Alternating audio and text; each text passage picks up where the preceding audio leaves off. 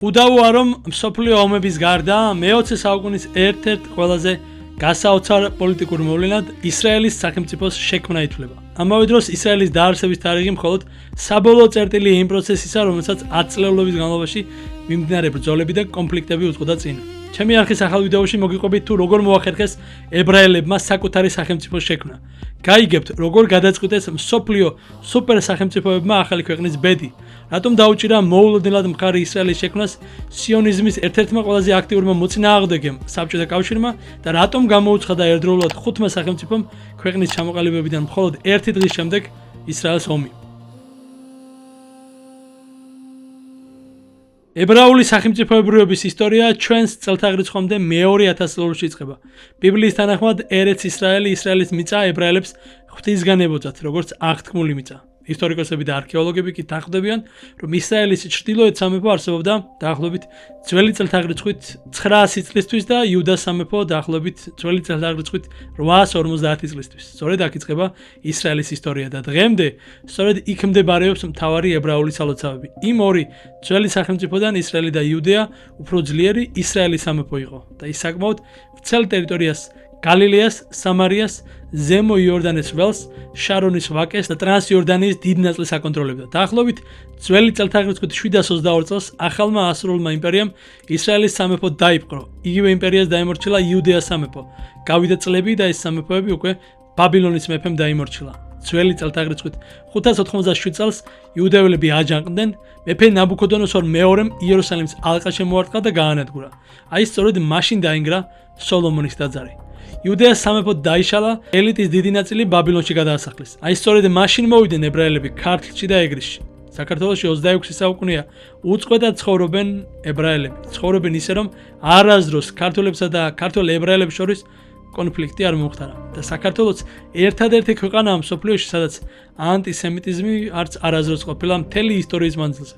კარგი, დაუბრუნდეთ ისრაელს. ძველი წელთაღრიცხვით 529 წელს აქემენიდების იმპერიის დამფუძნებელმა კიროს დიდმა ბაბილონი აიღო და იქ გადასახლებულ იუდეველ მოსახლეობას ისრაელში დაბრუნების და ტაძრის მეორე დაგების უფლება მისცა. ამის შემდეგ რეგიონში უკვე რომის იმპერია გამოჩნდა და ძველი წელთაღრიცხვით 63 წელს რომაელმა სარდალმა გნეუს პომპეუს მაგნუსმა აღმოსავლეთში ლაშქრობის დროს იერუსალიმს ალყა შემოარტყა. მაშინ იუდეაში სამოქალაქო ომი იყო და ტახტისთვის ძმები არისტოპოლოსი და ჰირკან მეორე ებრძოდნენ ერთმანეთს. მათ პომპეუს სირიაში ჩააკითხეს. პომპეუსმა უთხრა, რომ მათ საკითხს იუდეაში ჩასვლის შემდეგ გადაწყვეტდა. არისტოპოლოსის მომხრეებმა უარი თქვეს რომაული ჯარების შეშვებაზე. განრისხებულმა პომპეუსმა არისტოპოლოსი დააპატიმრა და იერუსალიმის ალყისთვის მოემზადა. ჰირკან მეორეს მომხრეებმა ქალაქის კედლის ჩრდილო-დასავლეთ მონაკვეთზე კარიბჭე გახსნეს და პომპეუსის ლაშქარი ქალაქის ნაწილში შევიდა. თუმცა არისტოპოლოსის მომხრეებმა ქალაქის ნაწილი კარგად გაამაგრეს და ებრაელები რომაელებს რამდენიმე თვის განმავლობაში ძლიერ წინააღმდეგობას უწევდნენ. განსაკუთრებით ტაძრის გარშემო გამაგრებული ძალები. საბოლოოდ რომაელებმა ალყა გაარღვიეს და ტაძრის ტერიტორიაზე შეიჭრნენ. პომპეუსი ტაძრის წმინდათა წმინდაში შევიდა და მიუხედავად იმისა, რომ იქ არსებული სიწმინდეები არ გაუნადგურებია და არც გაუძარცვია, ამ მოვლენამ ებრაელები შეურაცხყო, რადგან იქ შესვლის უფლება მხოლოდ უზენაეს მღვდელს ჰქონდა. მეორე დღეს პომპეუსმა ტაძრის გაწმენდა და მისი რიტუალების განახლება ბრძანა. შემდეგ რომში დაბრუნდა და თავის ტრიუმფალურ მსვლელობაზე არისტოპოლოსის თან წაიყვანა. იუდეა ფაქტობრივად რომის გავლენის ქვეშ მოექცა.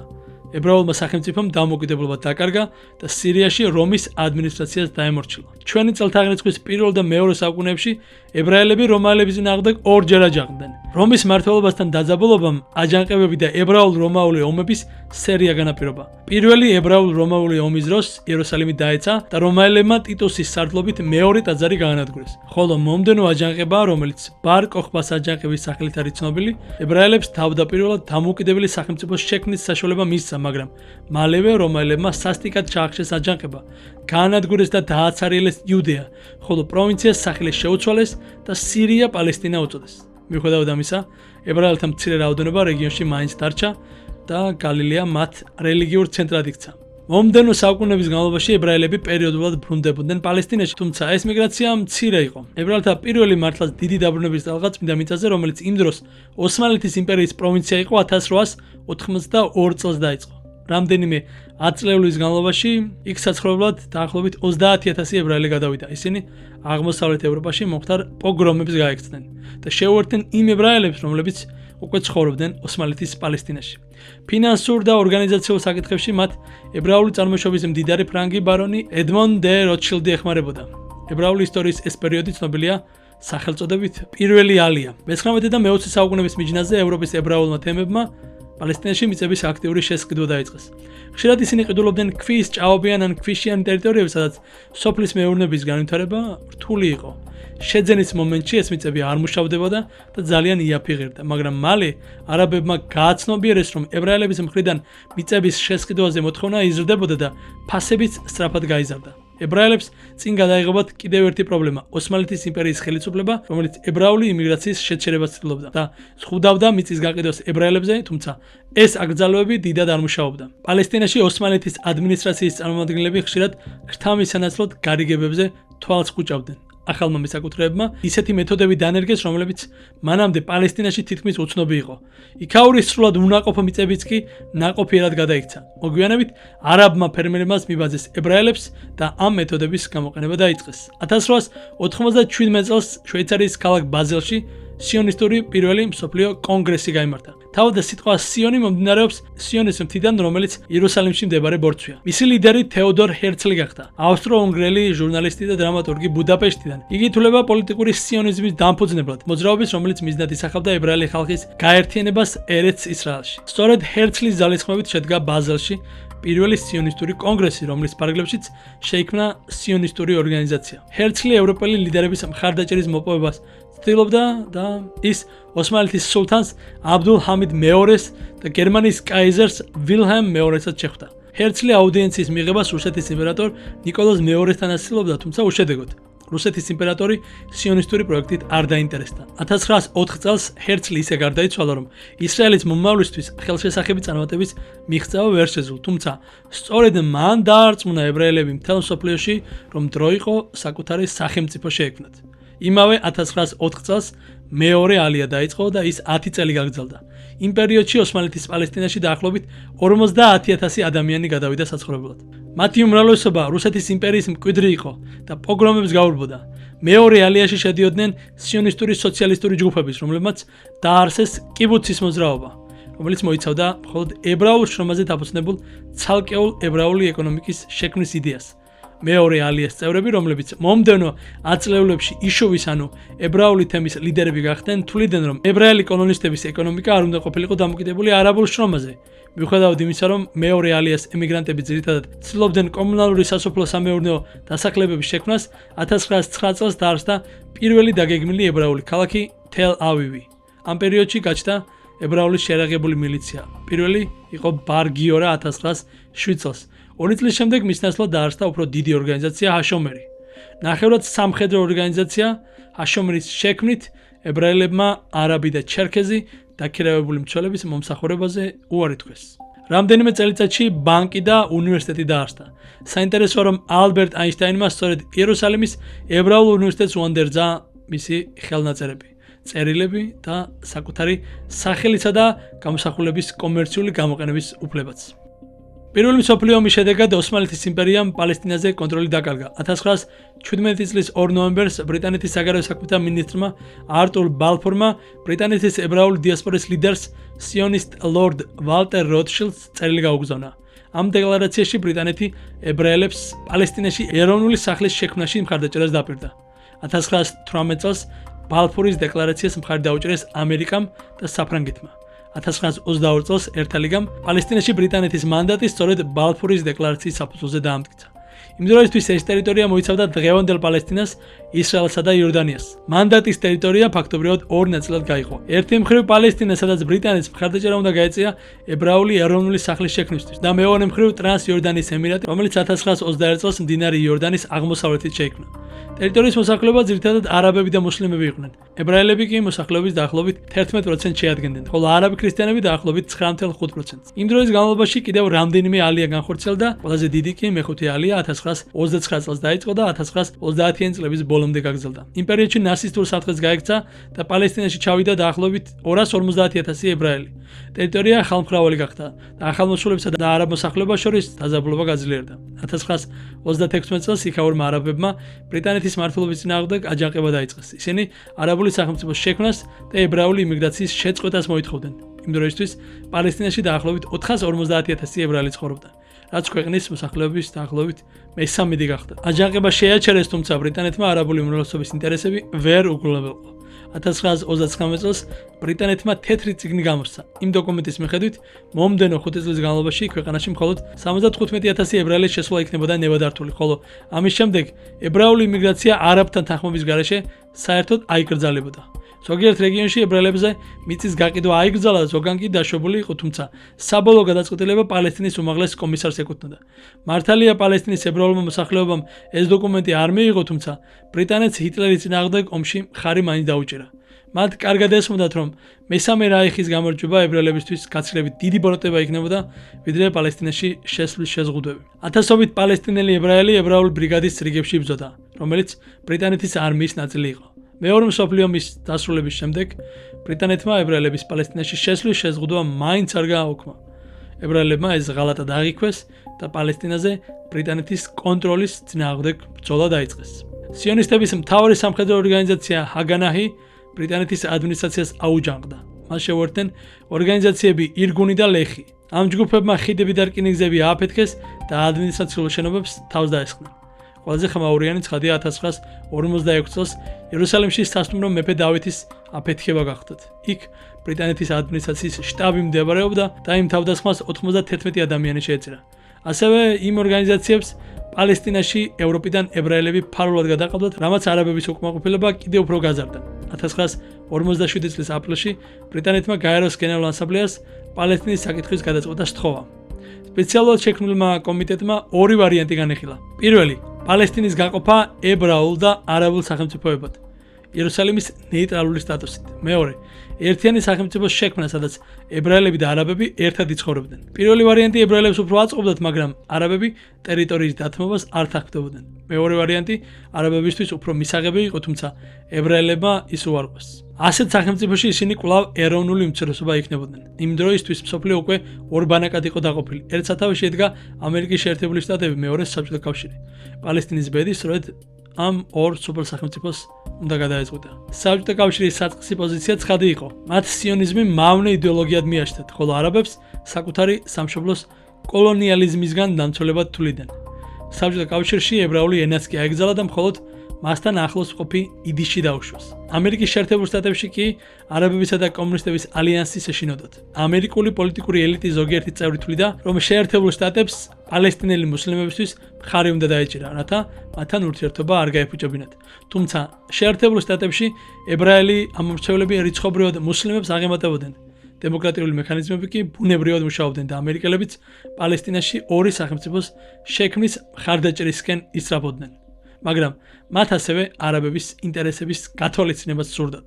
მალევე საბჭოთა კავშირმა მოულოდნელი სვლა გააკეთა. 1957 წლის 14 მაისს გაეროს გენერალურ ასამბლეაზე სიტყვით საბჭოთა კავშირის მუდმივი წარმომადგენელი ანდრეი გრომიკო გამოვიდა. მისგან მთელი მსოფლიო სიონიზმის კაცრ კრიტიკას ელოდა, მაგრამ მოულოდნელად გრომიკომ განაცხადა, რომ ებრაელებმა მეორე მსოფლიო ომის დროს უდიდესი ტანჯვა გადაიტანეს და დასავლეთის ქვეყნებიდან მათ არავინ დახმარებია. ამიტომაც ებრაელების სრული შეექმნათ საკუთარი სახელმწიფო სრულიად ბუნებრივი იყო. გრომიკომ დაამატა, რომ საბჭოთა კავშირი მხარს დაუჭერდა ერთიანი ებრაულ-არაბული სახელმწიფოს შექმნას, თუმცა თუ ეს შეუძლებელი აღმოჩნდებოდა, მაშინ ერთადერთი გამოსავალი ორი სახელმწიფოს შექმნა იქნებოდა. ეს გამოსვლა პოლიტიკური ბომბი იყო.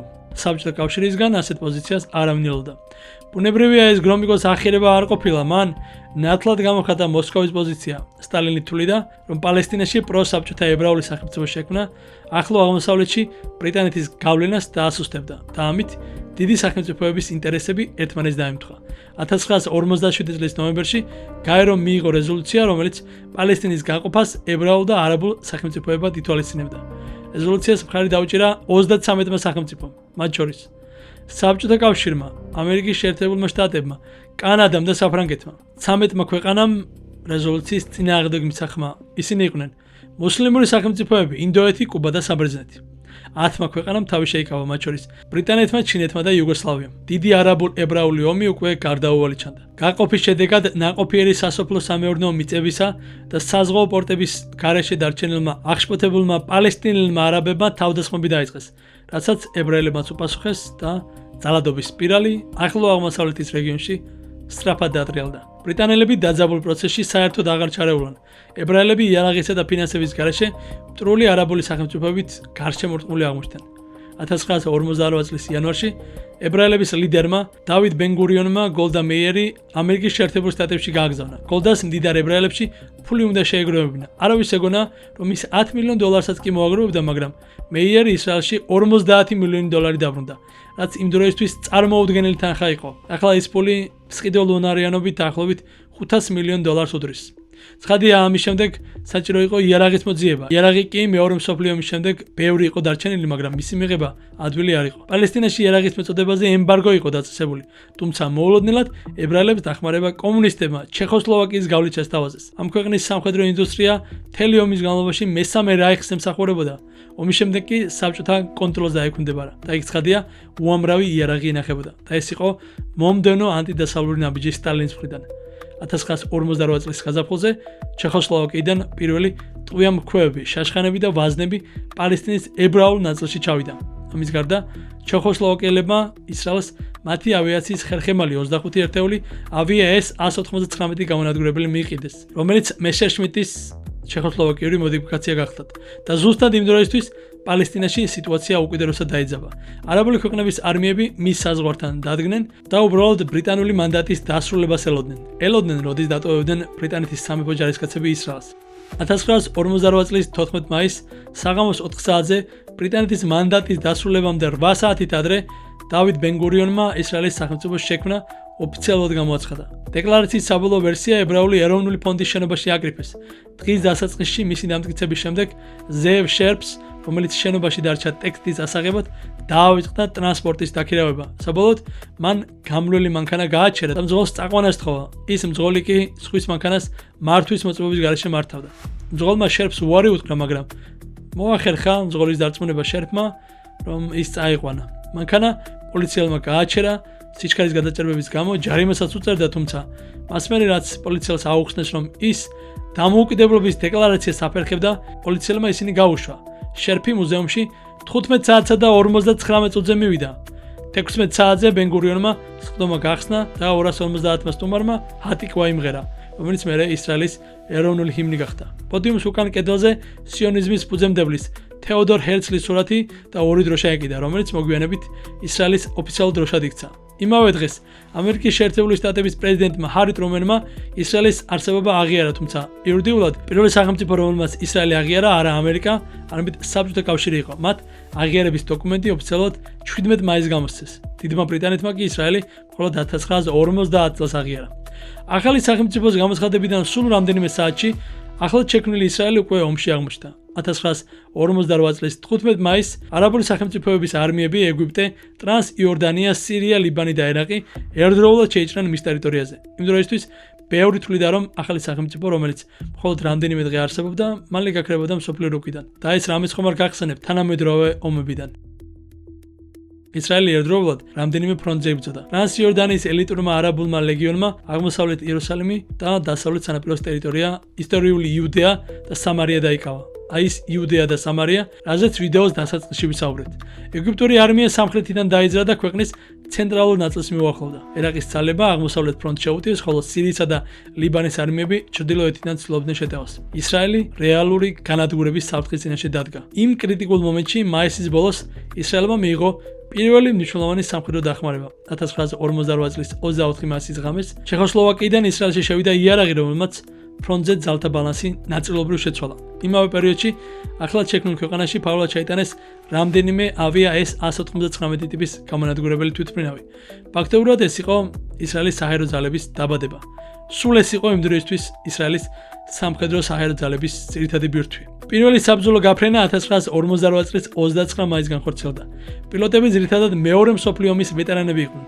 ისრაელის ავიაცია კოალიციასთან საბრძოლოდ არც თუ საიმედო იყო. იარაღი ხშირად იჭედებოდა და მათი ეფექტურობა შეზღუდული იყო, მაგრამ არსებობდა ერთი ფაქტორი, რომელმაც ომის მსვლელობაზე დიდი გავლენა მოახდინა. ეს იყო მტრის რიგებში ფსიქოლოგიური შოკი. არაბული არმიები არ ელოდნენ, რომ ახალ სახელმწიფოს ავიაცია ექნებოდა. როდესაც ცაზე ისრაელის ავიაცია გამოჩნდა, ეს საკმარისი აღმოჩნდა, რომ არაბებს, განსაკუთრებით ეგვიპტის ჯარებს, თელ-ავივისკენ წინსვლა შეეჩერებინათ. მძიმე და სისხლიანი ბრძოლების მიუხედავად, ისრაელმა შეძლო არა მხოლოდ თავის დაცვა, არამედ ეტაპობრივად კონტრშეტევაზე გადასვლა. 1959 წლის გაზაფხულისთვის, რამდენიმე საზავო შეთანხმების შემდეგ ომი დასრულდა. შედეგად ისრაელმა არა მხოლოდ სახელმწიფო გადაარჩინა, არამედ გააფართოვა კიდეც საკუთარი კონტროლი. ებრაულმა სახელმწიფომ შეინარჩუნა კორიდორი იერუსალიმიდან ხმელთაშუა ზღვის სანაპირომდე და დაიკავა დასავლეთ გალილეა. თუმცა, თავად იერუსალიმი ორად გაიყო. ქალაქის დასავლეთ ნაწილი ისრაელის კონტროლის ქვეშ დარჩა. აღმოსავლეთი კი ტრანს-იორდანიამ დაიკავა. იმავე 1959 წელს ისრაელი ოფიციალურად მიიღეს გაერთიანებული ერების ორგანიზაციაში. იმ მომენტიდან ისრაელის ახალი სახელმწიფო საბოლოოდ იქცა საერთაშორისო საზოგადოების სრულუფლებიან წევრად და მსოფლიო რუკაზე დამკვიდრდა როგორც დამოუკიდებელი სხვა სახელმწიფოების თანასწორი ქვეყანა. ეს იყო უნიკალური ისტორია. ხალხმა, რომელმაც თითქმის 2000 წელი გაატარა სახელმწიფოს გარეშე, დევნის, გადასახლებების და გენოციდის მიუხედავად, მაინც შეძლო საკუთარი სახელმწიფოს აღდგენა. მაგრამ ებრაელთა სახელმწიფოს ისტორია აქ არ სრულდება. ისრაელი დღემდე რჩება კონფლიქტების, ომების და გეოპოლიტიკური დაპირისპირებების შუაგულში. და ალბათ, მთავარი კითხვა დღესაც უცვლელია. შესაძლებელია თუ არა ახლო სამხრეთში მშვიდობა. თუ ასეთი ისტორიები გაინტერესებს, გამოიწერე არხი, დააჭერე ლაიქს და კომენტარებში დაწერე. კიდევ რომელ თემაზე გინდა ვიდეო.